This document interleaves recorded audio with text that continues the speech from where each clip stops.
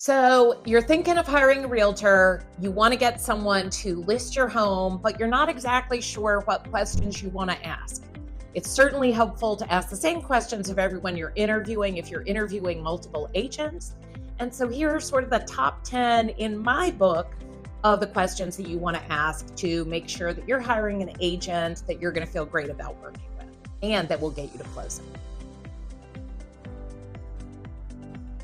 Number one, I would right off the bat ask about their experience in the area. And that means not necessarily are they the quote unquote neighborhood expert, but are they familiar with anything unique about the area, the neighborhood, things like that? Because often what we are selling, what we are buying, if we're buying, is not only the home itself, but the location and the area.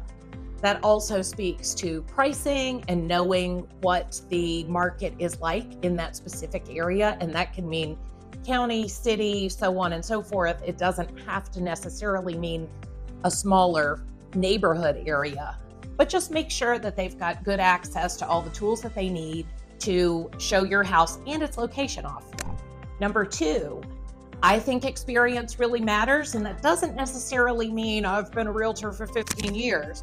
There are lots of agents who have been in the industry for a much shorter time, but do a lot more business. So just getting a good feel for what kind of experience they have in not just having their license, but have they listed homes? How many homes have they listed? How long have they been listing homes? When was the last home they listed? Because if it was 2 years ago, the market has changed quite a bit.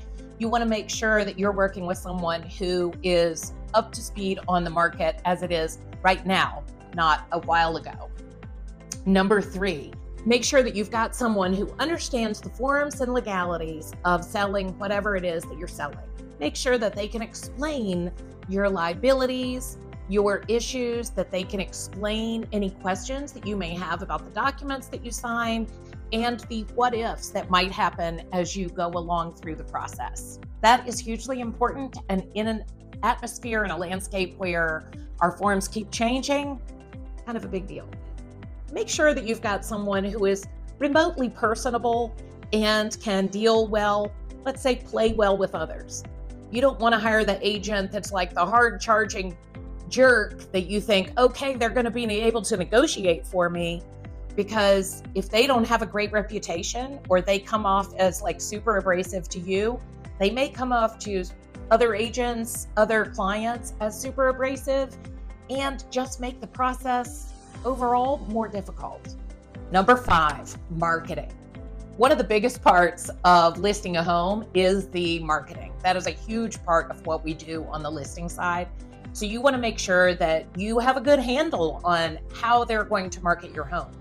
And I would encourage you to ask as many questions as you need to ask about this. Are they going to use a professional photographer? Are they taking iPhone pictures? Are they easily able to get a stager in to give you any tips? Are they doing video? Are they doing print? Are they doing social media ads? Like, what are you going to get from that marketing package that they offer? Number six, how are they at negotiating? Just like all those job interviews where you go in and they say, describe a difficult situation and how you handled it.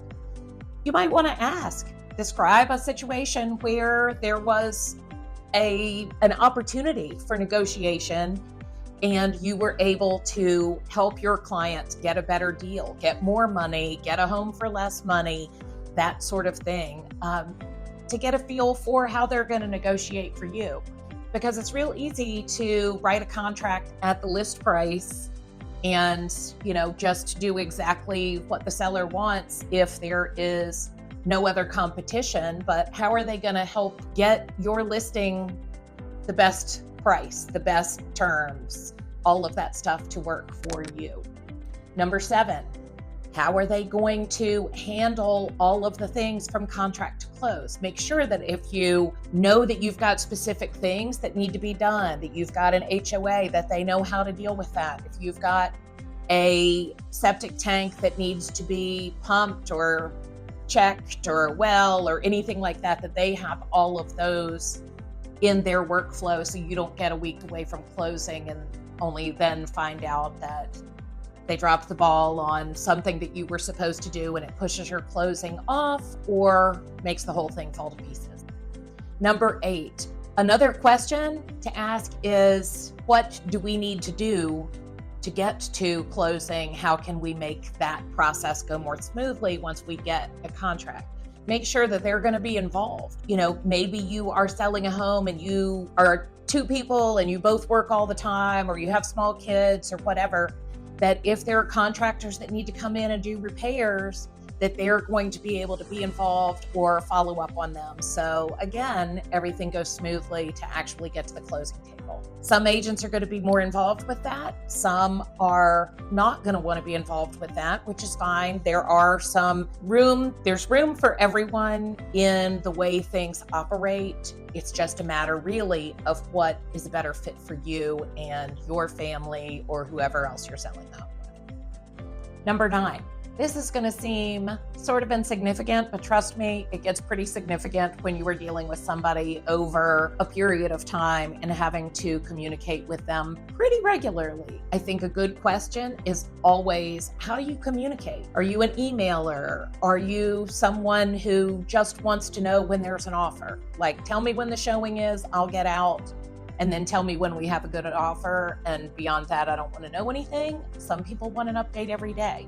Whoever you are, make sure that the communication style of your agent dovetails with you, because otherwise there's going to be frustration almost all the time.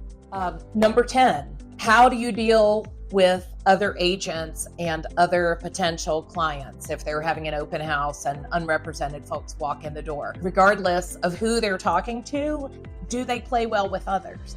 Real estate is a collaborative industry, and while I do think it is always a great idea to have someone representing you on the buy side and the seller, or vice versa, it's always good to have your own representation, but you definitely want people who can be collaborative at solving problems rather than somebody who's going to come in and be such a hard-charging jerk that they're going to run other potential agents off, potential purchasers off with their abrasive attitude.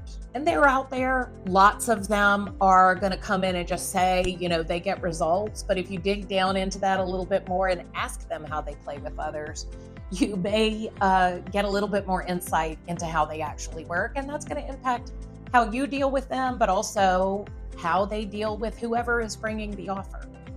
So I always think it's a great idea. If you don't know somebody that is a slam dunk that you've worked with before, interview a couple of agents. There is nothing wrong with it. It is always a good idea to get a couple of different folks to see how they would take on selling your home. But hopefully these questions will give you a little insight into things that you might want to ask specifically of those potential agents to make sure that you have not only a profitable and successful sale, but as enjoyable as it can be. It is a high stress time. Make sure that you get someone that you're comfortable with, confident with, and that can get the deal to closing so you can get wherever you want to go. Give me a call. I'd love to talk to you if you're in the Richmond area. If you're not in the Richmond area, I know lots of listing agents all over the country. I'd be happy to put you in touch and get you where you want to be.